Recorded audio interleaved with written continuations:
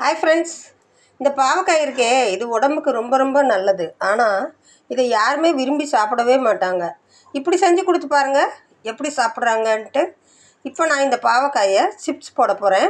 இதுக்கு என்ன போட்டிருக்கேன்னா உப்பு, மிளகாத்தூள், கார்ன்ஃப்ளவர் மாவு, கொஞ்சம் மஞ்சத்தூள், 1 டீஸ்பூன் எண்ணெய், அவ்வளோதான். இப்போ இதை நாம் பொரித்து எடுத்துடலாம். இப்போ பக்கத்தில் எண்ணெய் காஞ்சிகிட்ருக்கு. காயிற எண்ணெயில் கொஞ்சம் கொஞ்சமாக போட்டு பொரித்து எடுத்துருவோம்.